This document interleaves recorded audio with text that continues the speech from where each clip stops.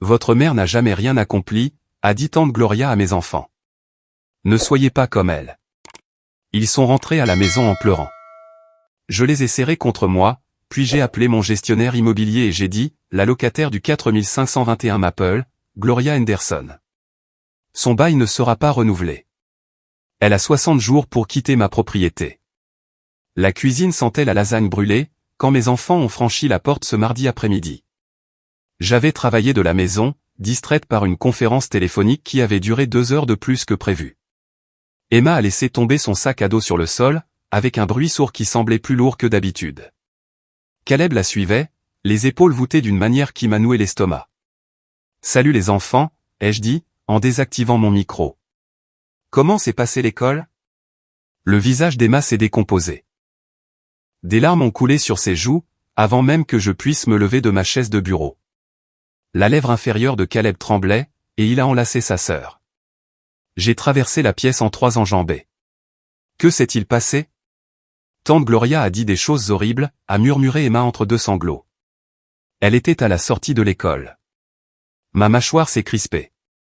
Gloria Henderson, la sœur de ma mère, avait toujours été une épine dans mon pied. Elle avait passé les 15 dernières années à faire des commentaires désobligeants sur mes choix, sur ma carrière, et sur mon rôle de mère. Mais s'en prendre à mes enfants, c'était franchir une ligne dont je n'avais même pas soupçonné l'existence jusqu'à ce moment. Dites-moi exactement ce qu'elle a dit. Je les ai guidés tous les 2 vers le canapé, m'asseyant entre eux. Caleb s'est essuyé le nez avec sa manche. Elle a dit, votre mère n'a jamais rien accompli, et que nous ne devrions pas être comme toi quand nous serons grands. Elle nous a dit que tu étais un échec, a ajouté Emma, la voix brisée. Que mamie avait toujours été déçue par toi. Ces mots m'ont frappé comme des coups. J'ai serré mes 2 enfants contre moi, sentant leur petit corps trembler contre le mien.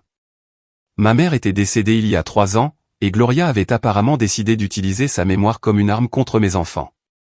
Écoutez-moi, ai-je dit, en gardant une voix stable malgré la rage qui montait dans ma poitrine. Rien de tout cela n'est vrai. Votre grand-mère m'aimait énormément, et elle était incroyablement fière de vous deux. Mais pourquoi tante Gloria dirait-elle ces choses, a demandé Caleb. Je n'avais pas de bonne réponse à cela. La vérité était compliquée, enracinée dans des décennies de rivalité fraternelle entre ma mère et Gloria. Une jalousie qui, apparemment, s'était transmise à la génération suivante. Ma mère avait été chaleureuse, brillante et aimée de tous. Gloria, elle, avait toujours vécu dans son ombre, amère et pleine de ressentiment. Après avoir calmé les enfants avec du chocolat chaud et leurs dessins animés préférés, je me suis retiré dans mon bureau. Mes mains tremblaient en ouvrant mes dossiers de gestion immobilière sur l'ordinateur. Le dossier intitulé U4521 Maple Street contenait tout ce dont j'avais besoin. Mais avant que je puisse l'ouvrir, les souvenirs ont afflué. Je me suis adossé à ma chaise, fermant les yeux contre la vague d'émotions. Gloria avait toujours été comme ça. Quand j'avais 12 ans, elle était arrivée à mon récital de piano, vêtue d'un manteau de fourrure et couverte de bijoux, se donnant en spectacle au 3e rang. Après, au lieu de me féliciter pour ma performance, elle avait pris ma mère à part et avait dit, assez fort pour que tout le monde entende, tu gaspilles de l'argent avec des leçons de piano. Cette fille n'a aucun talent. Le visage de ma mère avait pâli, mais elle avait souri et remercié Gloria d'être venue. Plus tard cette nuit-là, j'ai trouvé maman en larmes dans la cuisine. Papa l'entourait de ses bras, lui murmurant des paroles rassurantes que je ne pouvais pas tout à fait entendre. « Pourquoi est-ce que tante Gloria nous déteste ?» avais-je demandé depuis le seuil de la porte. Maman avait rapidement essuyé ses larmes, affichant un sourire courageux. « Elle ne nous déteste pas, ma chérie. Elle est juste malheureuse. Et parfois, les gens malheureux essaient de rabaisser les autres pour se sentir plus grands. Ce n'est pas juste, avais-je dit. Non, avait convenu maman. Ça ne l'est pas, le schéma s'était poursuivi tout au long de mon adolescence. Quand j'ai été accepté à l'université Northwestern avec une bourse partielle, Gloria avait reniflé en disant que ce n'était pas aussi prestigieux que les universités de l'Ivy League. Quand j'ai obtenu mon diplôme avec mention et décroché mon premier emploi en marketing, elle m'avait demandé quand j'allais trouver une vraie carrière au lieu de jouer avec des publicités. Mon mariage avec James avait été magnifique, une cérémonie dans un jardin avec 200 invités. Gloria avait porté du blanc, non pas de l'ivoire, ni du crème, mais un blanc éclatant, éclipsant délibérément la mariée. Ma mère avait été mortifiée, mais j'avais refusé de laisser Gloria gâcher ma journée. James et moi en avions ri plus tard, bien que la blessure soit restée. Le divorce, il y a 5 ans, avait donné à Gloria de nouvelles munitions. Elle avait même souri en apprenant la nouvelle, racontant à qui voulait l'entendre qu'elle avait toujours su que ce mariage ne durerait pas. Peu importait que ce soit James qui ait eu une liaison. Peu importait que j'aie été prise au dépourvu et que mon cœur ait été brisé. Pour Gloria, ma douleur était la preuve de sa supériorité. À travers tout cela, ma mère avait essayé de maintenir la paix. Elle avait invité Gloria aux réunions de famille, envoyé des cartes d'anniversaire et passé des appels téléphoniques qui restaient souvent sans réponse. La capacité de pardon de maman semblait sans limite, bien que j'ai remarqué le prix que cela lui coûtait. Les rides autour de ses yeux s'étaient creusées, et elle avait commencé à avoir des céphalées de tension avant les événements familiaux. Quand papa est mort d'une crise cardiaque soudaine, j'avais 25 ans et j'étais enceinte d'Emma. Les funérailles se sont déroulées à guichet fermé. Papa était aimé dans notre communauté, un directeur de lycée qui avait changé d'innombrables vies. Les gens faisaient la queue pour partager des histoires sur sa gentillesse, sa sagesse, et son soutien indéfectible. Gloria est arrivée en retard, portant des lunettes de soleil à l'intérieur et empestant le vin. Pendant la réception, elle a coincé maman près du buffet et a commencé à énumérer ses griefs. Comment papa avait toujours préféré ma mère à son propre mari. Comment leurs parents avaient favorisé maman pendant leur enfance. Comment toute la famille l'avait toujours traitée comme une étrangère. Ce n'est pas le moment, avait dit maman doucement, la voix brisée. Et quand sera le moment, a exigé Gloria, la voix s'élevant. On t'a tout servi sur un plateau toute ta vie. Le mari parfait, la fille parfaite, la vie parfaite. Certaines d'entre nous n'ont pas eu cette chance. Je me suis interposé entre elles, mon ventre de femme enceinte me faisant sentir à la fois puissante et vulnérable. Tu dois partir. Sors. Ce sont les funérailles d'un homme bon, qui n'a jamais rien fait d'autre que d'essayer de t'inclure dans notre famille. Si tu ne peux pas respecter ça, alors pars. Le visage de Gloria est devenu écarlate. Elle a attrapé son sac à main et est sortie en trombe, mais pas avant de se retourner pour siffler, ta mère a ruiné ma vie, et tu es exactement comme elle. Maman n'a plus jamais parlé à Gloria après ça. Pas à Noël. Pas aux anniversaires. Pas même lorsque le mari de Gloria l'a quittée 2 ans plus tard. L'arrangement avait été total et, du point de vue de ma mère, nécessaire pour son propre bien-être. Emma est née 3 mois après les funérailles de papa. Caleb est arrivé 3 ans plus tard. Les 2 fois, maman était là dans la salle d'accouchement, me tenant la main et me murmurant des encouragements. Elle avait été une grand-mère incroyable, patiente, joueuse, et aimante à l'infini. Quand maman a été diagnostiquée d'un cancer du pancréas, elle a vécu 8 mois. Pendant ce temps, elle a mis ses affaires méticuleusement en ordre.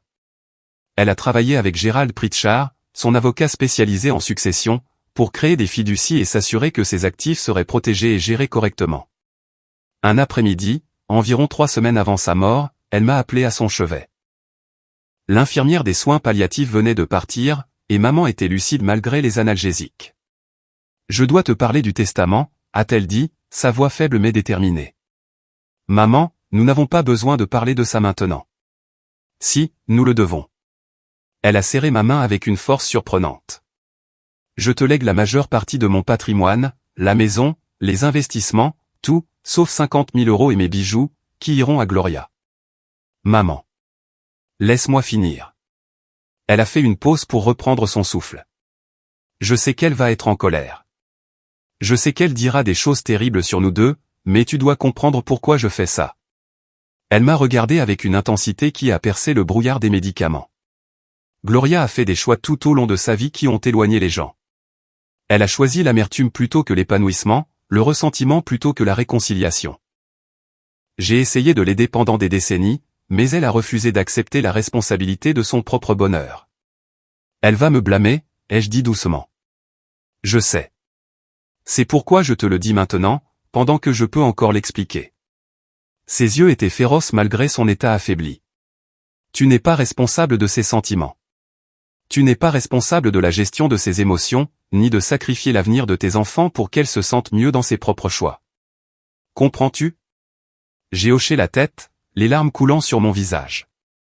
Je te laisse cet héritage parce que tu as été une bonne fille, une mère merveilleuse, et une personne qui utilise ses ressources avec sagesse et générosité. Je te fais confiance pour construire quelque chose de significatif avec. Je te fais confiance pour prendre soin d'Emma et de Caleb. Et je te fais confiance pour fixer des limites avec Gloria, lorsque cela sera nécessaire. Et si elle a besoin d'aide, ai-je demandé. Maman a souri tristement. Alors elle apprendra à la demander correctement, sans manipulation ni cruauté. Et tu décideras de l'aider en fonction de son comportement, pas de ses exigences. C'est ce qu'on appelle des conséquences, ma chérie. Quelque chose que Gloria a évité toute sa vie. Les funérailles ont eu lieu 3 jours après la mort de maman. Gloria s'est présentée, sobre et silencieuse, assise au dernier rang. Elle ne m'a pas parlé, ne s'est pas approchée d'Emma et Caleb, et n'a pas fait de scène. Un instant, j'ai pensé que la mort de sa sœur avait peut-être changé quelque chose en elle. Cette illusion s'est brisée à la lecture du testament. Gérald Pritchard nous a réunis dans son bureau 2 semaines après les funérailles. Gloria est arrivée avec 15 minutes d'avance, vêtue de noir et portant un portefeuille en cuir qui suggérait qu'elle s'attendait à une paperasse conséquente. Quand Gérald a lu les termes du testament, le visage de Gloria est passé par un éventail d'émotions, la confusion, l'incrédulité, la rage. 50 000 €, a-t-elle interrompu. C'est tout? Et la collection de bijoux, qui a été évaluée à environ 30 000 €, a ajouté calmement Gérald. C'est ridicule. Je suis sa sœur, sa seule sœur. Gloria s'est tournée vers moi, les yeux flamboyants. C'est toi qui as fait ça. Tu l'as monté contre moi. Je n'ai rien fait, ai-je dit honnêtement. Maman a pris ses propres décisions. Je conteste ce testament. C'est de l'influence abusive. Tu as manipulé une femme mourante. Gérald s'est éclairci la gorge. Madame Henderson, je peux vous assurer que votre sœur était parfaitement saine d'esprit lorsqu'elle a signé ce testament. En fait, elle avait anticipé cette réaction et a laissé une lettre expliquant ses décisions. Voulez-vous que je la lise? La bouche de Gloria s'est ouverte et fermée comme un poisson hors de l'eau. Oui. Gérald a sorti une enveloppe et en a retiré une lettre manuscrite. L'écriture familière de ma mère m'a serré la gorge. À qui de droit, lut Gérald, j'écris cette lettre pour clarifier que mon testament reflète mes véritables souhaits, et qu'il a été rédigé sans aucune pression ou influence de la part de ma fille ou de quiconque. Je lègue la majorité de mon patrimoine à ma fille, car elle a fait preuve de responsabilité financière, de générosité et de sagesse. Elle a construit une vie stable pour elle-même et pour mes petits-enfants, malgré des défis importants, y compris un divorce difficile. Gloria a émis un son étranglé, mais Gérald a continué, je laisse un héritage plus modeste à ma sœur, Gloria, car notre relation est tendue depuis de nombreuses années, en raison de ses choix et de son comportement. J'ai essayé à plusieurs reprises de maintenir un lien avec elle, mais elle n'a répondu qu'avec hostilité, ressentiment et cruauté. Aux funérailles de mon défunt mari, elle a choisi de m'attaquer au lieu de pleurer avec moi. Ce fut l'indication finale qu'elle n'est pas intéressée par une relation familiale saine. Ce n'est pas juste, a murmuré Gloria. J'espère que Gloria utilisera son héritage à bon escient, et qu'elle cherchera peut-être une thérapie pour traiter la colère et l'amertume qui ont contrôlé sa vie. Je l'aime en tant que sœur, mais je ne peux pas récompenser un comportement qui a causé de la douleur aux personnes que j'aime. Ma fille a mérité cet héritage par des années de gentillesse, de travail acharné, et d'une véritable attention aux autres. Je lui fais entièrement confiance pour utiliser ses ressources de manière à honorer les valeurs de notre famille. Le silence dans le bureau, après que Gérald eut fini de lire, était assourdissant. Gloria s'est levée brusquement, sa chaise raclant le sol. Ce n'est pas fini. Mais ça l'était. Son avocat a examiné le testament et l'a trouvé inattaquable. Maman avait été minutieuse, anticipant toutes les contestations possibles. Gloria a reçu ses 50 000 € et les bijoux, et ce fut la fin de l'histoire.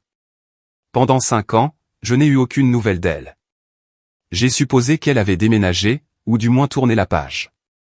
Je n'avais aucune idée qu'elle vivait dans l'une de mes propriétés locatives. 6 mois après la mort de maman, j'ai commencé à examiner mon portefeuille et j'ai réalisé que la locataire du 4521 Maple Street était répertoriée comme Gloria Henderson. Au début, j'ai pensé que c'était une coïncidence bizarre.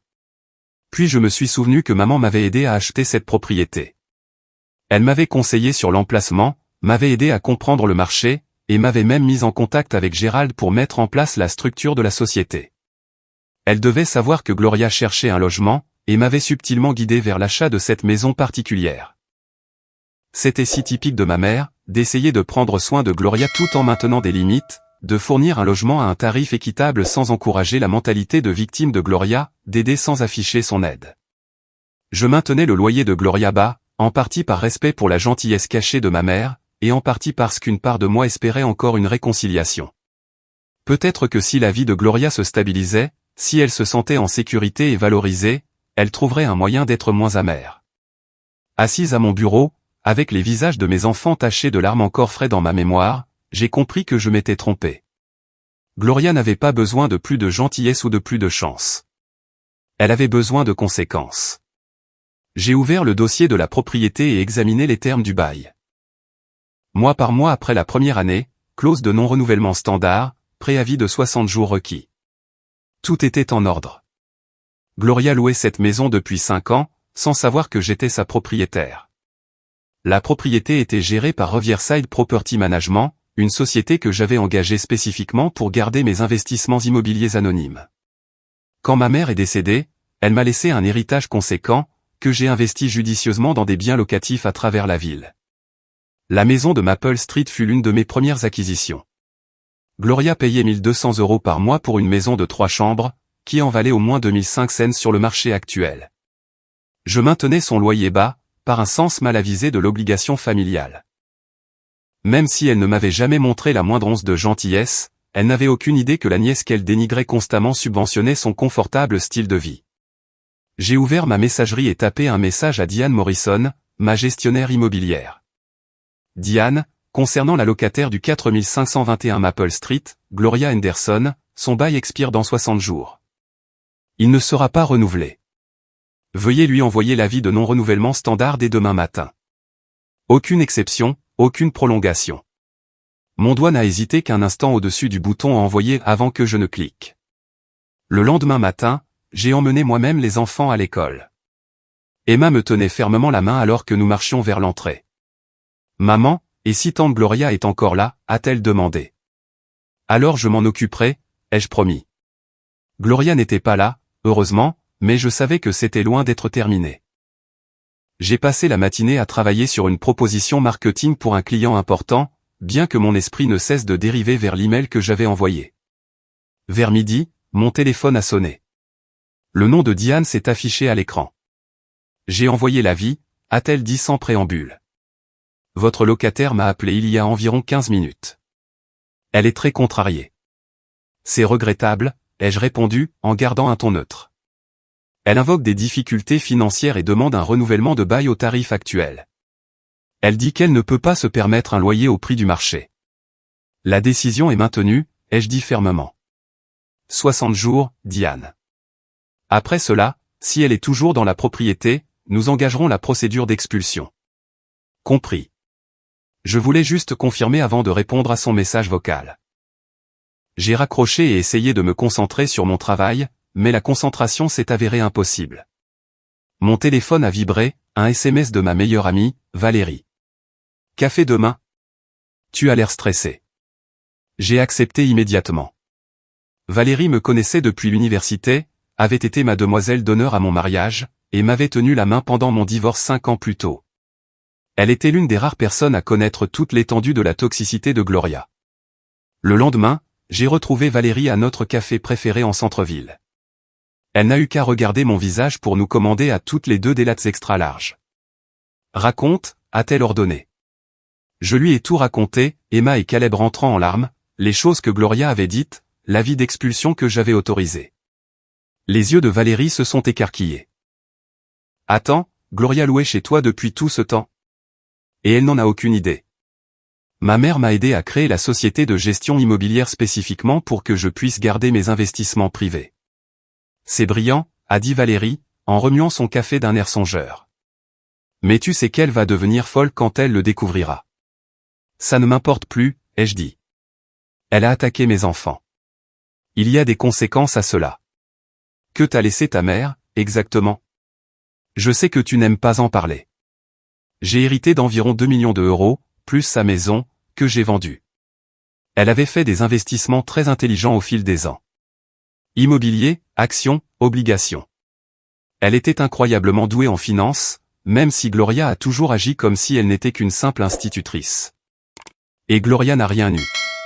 Maman lui a laissé 50 000 € et quelques bijoux. Elle était furieuse. Elle a prétendu que maman avait été manipulée par moi, que je l'avais montée contre sa propre sœur. J'ai fait tourner la mousse dans ma tasse. La vérité, c'est que maman et Gloria se parlaient à peine durant la dernière décennie de la vie de maman. Gloria a dit des choses impardonnables aux funérailles de papa. Valérie a tendu la main par-dessus la table et a serré la mienne. Tu fais ce qu'il faut. 2 semaines plus tard, mon téléphone a sonné à 7 heures du matin. Numéro inconnu. J'ai répondu quand même. C'est Gloria. Sa voix était tranchante, accusatrice.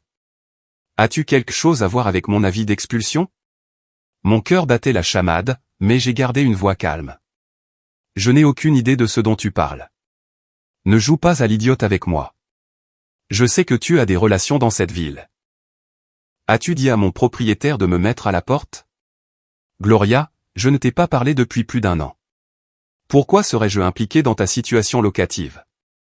Parce que tu es vindicative, tout comme ta mère l'était. L'insulte à la mémoire de ma mère a failli me faire perdre mon sang-froid.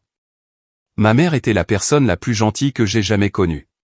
Quelque chose que tu n'as clairement jamais compris. Elle t'a monté contre moi, t'a rempli la tête de mensonges. Maman n'a jamais dit de mal de toi, même quand tu lui en donnais amplement les raisons. J'ai fait une pause, puis j'ai continué. Mais je vais te dire quelque chose maintenant, et je veux que tu écoutes attentivement. Silence. Tu as dit à mes enfants que je n'avais jamais rien accompli. Tu les as fait pleurer. Tu as utilisé la mémoire de ma mère pour leur faire du mal. Ils avaient besoin d'entendre la vérité, a dit Gloria, mais sa voix vacillait légèrement. La vérité? J'ai ri, mais sans aucune gaieté. Tu veux parler de la vérité? Voici la vérité, Gloria. Tu as passé ta vie entière à jalouser ma mère, à jalouser son mariage, sa carrière, son bonheur, et quand elle est morte, tu as reporté toute cette amertume sur moi. Je n'ai pas à écouter ça. En fait, si. Parce que voici ce qui va se passer. Tu vas rester loin de mes enfants. Tu ne vas pas les approcher à l'école, au parc, ou n'importe où ailleurs. Si j'entends que tu leur as dit un mot de plus sur moi ou sur quoi que ce soit d'autre, je te rendrai la vie très difficile. Tu ne peux pas me menacer, a balbutié Gloria. Ce n'est pas une menace. C'est une promesse. J'ai mis fin à l'appel avant qu'elle ne puisse répondre. Mes mains tremblaient. Je n'avais jamais parlé à quelqu'un comme ça auparavant, mais quelque chose dans la défense de mes enfants avait libéré une facette de moi que je ne connaissais pas. La confrontation m'a laissé secouer pendant des jours. Je me suis surprise à remettre en question ma décision, me demandant si j'étais trop dur. Les doutes s'insinuaient dans les moments calmes, me chuchotant que la famille devait pardonner, que je devenais la personne vindicative dont Gloria m'accusait d'être. 3 jours après l'appel téléphonique, j'ai appelé Gérald Pritchard, l'avocat de ma mère. Il était devenu une sorte de mentor pour moi au fil des ans, m'aidant à naviguer dans les complexités de la gestion d'un patrimoine hérité. J'ai besoin d'un peu de perspective, lui ai-je dit lorsque nous nous sommes rencontrés pour déjeuner dans un restaurant tranquille du centre-ville. Gérald avait la soixantaine, des cheveux argentés et des yeux bienveillants qui avaient vu de nombreux drames familiaux au cours de ses décennies de pratique. Il a écouté sans m'interrompre pendant que j'expliquais la situation avec Gloria, les choses qu'elle avait dites à Emma et Caleb, et ma décision de mettre fin à son bail. Quand j'ai terminé, il est resté silencieux un moment, coupant soigneusement son sandwich en quartier précis. « Votre mère avait anticipé cela », a-t-il dit finalement. « Que voulez-vous dire ? Lorsque nous rédigions son testament, elle m'a demandé de vous préparer une lettre scellée. Elle a dit qu'elle ne devait vous être remise que si vous deviez un jour prendre une décision difficile concernant Gloria. Il a sorti une enveloppe Kraft de sa mallette. Je garde ceci depuis 3 ans, attendant de voir si cela serait nécessaire. Mes mains tremblaient en prenant l'enveloppe. L'écriture de maman sur le devant disait, pour ma fille, le moment venu. Je l'ai ouverte avec précaution, dépliant les pages à l'intérieur. Ma très chère fille, commençait-elle. Si Gérald t'a donné cette lettre, cela signifie que tu es à un carrefour avec Gloria. Je veux que tu saches que quelle que soit la décision que tu as prise, ou que tu es sur le point de prendre, je fais entièrement confiance à ton jugement. Les larmes brouillaient ma vue, mais j'ai continué à lire. Je sais comment fonctionne ton cœur. Tu es compatissante et généreuse, parfois à l'excès. En ce moment, tu te demandes probablement si tu es cruelle, si tu me déçois, si tu devrais donner une autre chance à Gloria. Laisse-moi te dire quelque chose que j'ai appris trop tard dans ma propre vie, permettre le mauvais comportement de quelqu'un, ce n'est pas de la gentillesse. C'est de la lâcheté, déguisée en amour. Les mots m'ont frappé comme un coup. Gloria a eu 1000 chances de changer, de grandir, de devenir une meilleure personne, poursuivait la lettre. Je lui ai donné chance après chance, et à chaque fois, elle a choisi de rester amère et blessante. La chose la plus bienveillante que j'ai jamais faite pour moi-même a été de fixer des limites avec elle, et je regrette de ne pas l'avoir fait plus tôt. L'écriture de maman est devenue légèrement plus tremblante, comme si elle avait pleuré en écrivant. Tu as des enfants à protéger maintenant. Emma et Caleb observent comment tu gères les gens qui essaient de leur faire du mal. Ils apprennent de toi ce qu'est le respect de soi, ce que signifient des limites saines. Si tu leur apprends que la famille peut les maltraiter sans conséquence, tu les prépares à une vie d'acceptation des mauvais traitements. J'ai essuyé mes yeux, consciente que Gérald faisait poliment semblant de ne pas remarquer mes larmes. Quoi que Gloria ait fait pour que tu aies besoin de cette lettre, quelle que soit la limite qu'elle ait franchie, je veux que tu saches que protéger tes enfants est le bon choix. Toujours. Même quand c'est difficile, même quand cela te fait sentir coupable, même quand d'autres personnes te jugent pour cela. La lettre continuait sur 2 autres pages, partageant des souvenirs spécifiques de la cruauté de Gloria, expliquant les décisions que maman avait prises pour se protéger, elle est notre famille, et offrant des conseils sur la manière de gérer la culpabilité qui accompagne l'établissement de limites fermes. Souviens-toi, concluait la lettre, que tu n'es pas responsable des choix de Gloria ni de leurs conséquences. Tu es responsable de créer un environnement sûr et sain pour tes enfants. Ces responsabilités ne sont pas en conflit, à moins que tu ne le permettes. Sois forte, sois bienveillante avec toi-même, et sache que je suis fier de toi. Toujours et à jamais. Avec tout mon amour, maman. J'ai plié la lettre avec soin et l'ai remise dans l'enveloppe. Gérald m'a regardé avec des yeux compréhensifs. Elle savait, ai-je dit doucement. Elle savait exactement ce qui se passerait. Votre mère était une femme sage, a convenu Gérald. Elle comprenait sa sœur mieux que Gloria ne se comprenait elle-même. Savait-elle pour la propriété locative, ai-je demandé. Que Gloria vivait dans ma maison? L'expression de Gérald est restée neutre, mais j'ai décelé une lueur dans ses yeux. Votre mère avait une façon d'orchestrer les choses sans intervenir directement. Elle vous a suggéré plusieurs propriétés à considérer lorsque vous avez commencé à constituer votre portefeuille. La maison de Maple Street en faisait partie. Il a fait une pause. Elle a également mentionné en passant que Gloria l'avait appelée, en pleurant, parce qu'elle avait besoin d'un logement abordable. Votre mère a écouté avec sympathie et lui a suggéré de chercher dans ce quartier particulier. Quant à savoir si elle savait que vous y possédiez une propriété. Il a haussé légèrement les épaules. Votre mère jouait sur le long terme. Je me suis adossé à ma chaise, digérant l'information. Maman avait arrangé les choses pour que Gloria vive dans ma propriété locative, s'assurant qu'elle paie un loyer raisonnable sans savoir d'où venait la gentillesse, et la protégeant tout en maintenant ses distances. Elle a donné une dernière chance à Gloria, ai-je dit, en la logeant anonymement. Et Gloria l'a gâchée, a dit doucement Gérald. Non pas à cause de quelque chose que vous avez fait, mais parce qu'elle ne pouvait pas s'en empêcher. Certaines personnes sont tellement attachées à leur récit de victimisation qu'elles sabotent toute bénédiction qui le contredit. Nous avons terminé le déjeuner en discutant de questions pratiques. Gérald a confirmé que l'avis d'expulsion était légalement solide et que je n'avais aucune obligation de fournir à Gloria un autre logement ou une aide financière. Et l'obligation morale, ai-je demandé alors que nous nous préparions à partir. Vous avez déjà rempli une obligation morale en lui fournissant 5 ans de logement à un prix inférieur au marché, a déclaré fermement Gérald. Elle a répondu en attaquant vos enfants. La balance est équilibrée, et pas en sa faveur. Ce soir-là, j'ai sorti de vieux albums photos et j'ai regardé des photos de ma mère et de Gloria enfant. Il y avait un cliché en noir et blanc d'elle, peut-être à 8 et 10 ans, se tenant par les épaules, souriant à l'appareil photo. Elles avaient été proches un jour, avant que le ressentiment et la jalousie n'empoisonnent tout. Une autre photo les montrait adolescentes. Maman était en uniforme de pom-pom girl, Gloria se tenait un peu à l'écart, montrant déjà des signes de l'amertume qui la définirait plus tard. J'ai trouvé des photos de mon enfance, des matins de Noël, des dîners de famille, des fêtes d'anniversaire. Sur chaque photo, ma mère essayait, faisant preuve de gentillesse, offrant l'inclusion. Et sur chaque photo, Gloria se repliait sur elle-même. Emma m'a trouvé sur le canapé, entouré d'albums. « Maman, qu'est-ce que tu fais ? » Je regarde de vieilles photos de ta grand-mère. Elle s'est blottie à côté de moi. C'est tante Gloria. Oui, il y a très longtemps. Elle avait l'air triste, a dit Emma. Je pense qu'elle l'était, ai-je répondu. Depuis très longtemps. C'est pour ça qu'elle a été méchante avec nous ? Parfois, les gens qui souffrent essaient de faire souffrir les autres aussi, ai-je dit. Ça ne rend pas la chose juste, mais ça aide à l'expliquer. Emma est restée silencieuse. Tu es triste ? Un peu, ai-je admis. Mais je suis aussi soulagé de vous avoir protégé, toi et Caleb. Tu es doué pour ton travail, a dit Emma sérieusement. Mon cœur a failli éclater.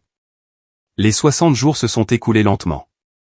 Diane a rapporté que Gloria cherchait frénétiquement un appartement et se voyait refuser pour des raisons de revenus. Il restait 30 jours. 3 semaines avant la date d'expulsion, on a sonné à ma porte. Gloria se tenait sur mon porche, plus petite et plus âgée que dans mon souvenir. Je peux entrer, a-t-elle demandé. 5 minutes. Je suis ici pour m'excuser, a-t-elle dit une fois à l'intérieur. Ce que j'ai dit à Emma et Caleb était mal. Continue. J'étais en colère à cause du testament de ta mère, à cause de tout. Elle ne t'a pas déshérité à cause de moi, ai-je dit doucement. Elle l'a fait parce que tu l'as blessée. Les larmes ont rempli les yeux de Gloria. Je sais. Je sais qui possède la propriété, a-t-elle dit soudainement. Tu es ma propriétaire depuis 5 ans. Oui. Pourquoi ? Parce que tu es de la famille, ai-je dit. Je pensais que peut-être la gentillesse aiderait. Et je t'ai remercié en blessant tes enfants. Oui. Est-ce que je peux rester, a-t-elle demandé. Je paierai le loyer du marché. Non, ai-je dit. Tu ne peux pas rester. Elle a hoché la tête. Je comprends. Après son départ, Valérie a appelé. Tu vas la laisser rester ? Non. Tu fais ce qu'il faut. Le dernier jour, Diane a confirmé que Gloria avait déménagé. J'ai autorisé la restitution de l'intégralité de sa caution. Je suis juste, ai-je dit.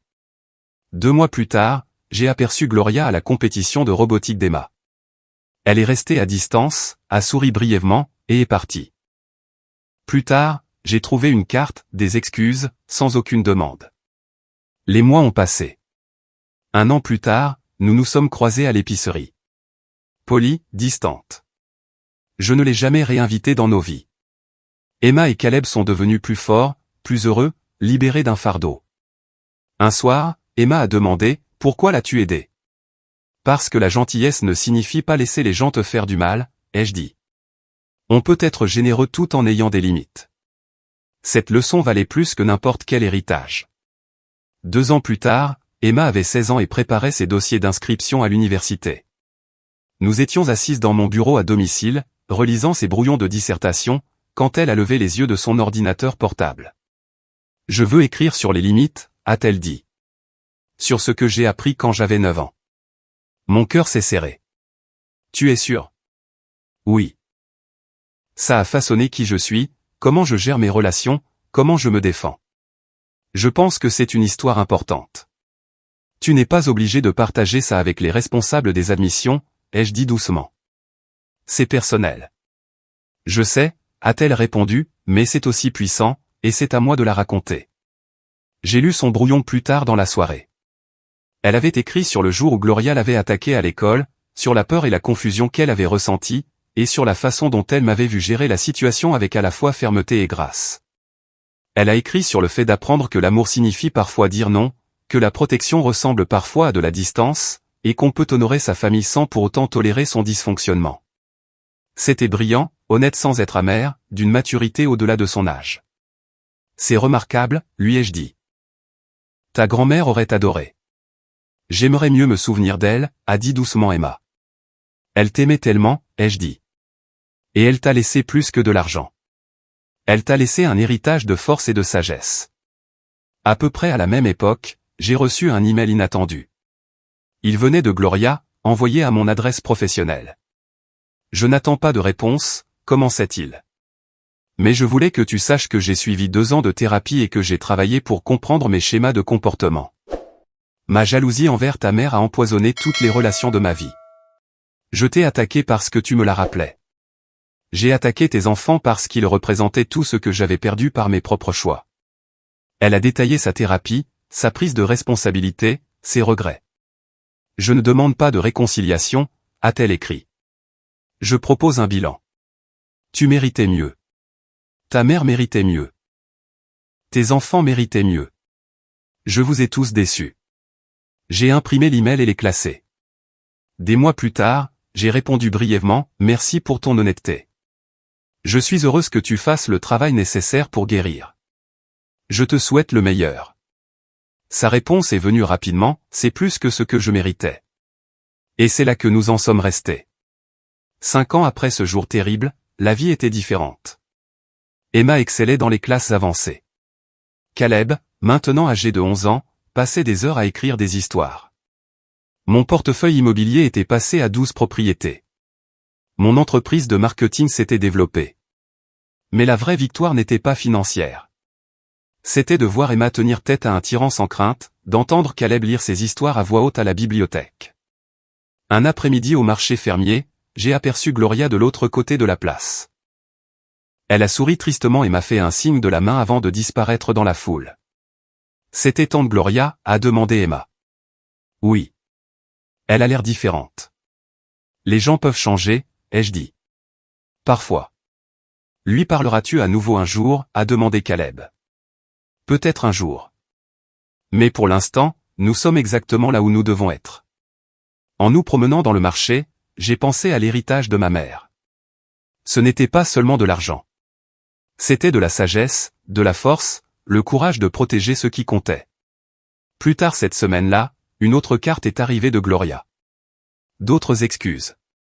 Aucune demande. Je l'ai montrée à Valérie. Tu penses qu'elle est sincère, a-t-elle demandé. Je ne sais pas, ai-je dit. Peut-être. Mais ça ne change rien. Gloria m'a appris ce qu'il ne fallait pas être. Ma mère m'a appris ce à quoi il fallait aspirer, et mes enfants me rappelaient chaque jour pourquoi tout cela comptait. La maison du 4521 Maple Street a finalement été vendue à une jeune famille avec 3 enfants. Je les ai regardés emménager, ressentant un sentiment de clôture. Cette maison avait été à la fois un acte de gentillesse, une limite, et une leçon. Emma a postulé aux universités avec cette dissertation. Caleb a remporté un autre prix d'écriture. Ils devenaient exactement ce qu'ils étaient censés être. Je vois encore Gloria de temps en temps. Nous hochons poliment la tête, rien de plus. Certains membres de la famille sont mieux aimés de loin. L'héritage de ma mère perdure, non pas dans l'argent, mais dans la sagesse. Le succès ne se mesure pas aux personnes que vous terrassez. Il se mesure à l'amour que vous protégez, aux limites que vous maintenez, et à la vie que vous construisez. Gloria a essayé de me rabaisser aux yeux de mes enfants.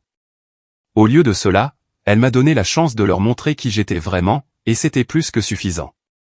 Emma postule maintenant aux universités avec cette puissante dissertation sur les limites et l'amour. Caleb vient de remporter un autre prix d'écriture et travaille sur son premier roman. Ils deviennent exactement ce qu'ils sont censés être, façonnés à la fois par la gentillesse et la fermeté dont ils ont été témoins. Je vois encore Gloria de temps en temps, toujours de loin, à la bibliothèque où elle travaille, lors d'événements communautaires, une fois dans un café local.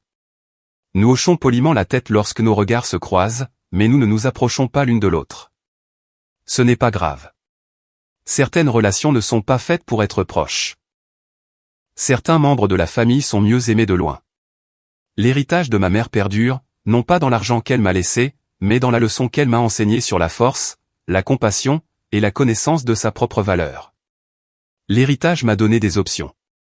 Sa sagesse m'a donné une direction. Son amour m'a donné du courage. Et les jours où je doute de moi, où je me demande si j'ai été trop dure ou pas assez indulgente, je me souviens de sa lettre. Celle où elle me disait que protéger mes enfants était toujours le bon choix. Celle où elle me libérait du fardeau de réparer la fragilité de sa sœur. La meilleure vengeance, en fin de compte, n'est pas la vengeance du tout. C'est de construire une vie si pleine d'amour et de sens que les personnes qui ont essayé de vous rabaisser deviennent insignifiantes. C'est d'élever des enfants qui connaissent leurs valeurs. c'est de fixer des limites qui protègent ce qui compte le plus. Gloria Anderson a essayé de me rabaisser aux yeux de mes enfants. Au lieu de cela, elle m'a donné l'opportunité de leur montrer exactement qui j'étais, assez forte pour me battre pour eux, assez sage pour savoir quand m'éloigner, et assez confiante pour laisser mes actions parler plus fort que ses paroles ne l'auraient jamais pu. La maison de Maple Street a finalement été vendue à une jeune famille avec 3 enfants.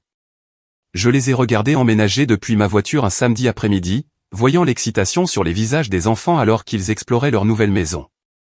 La propriété avait rempli son rôle dans mon portefeuille, et il était temps de la laisser partir.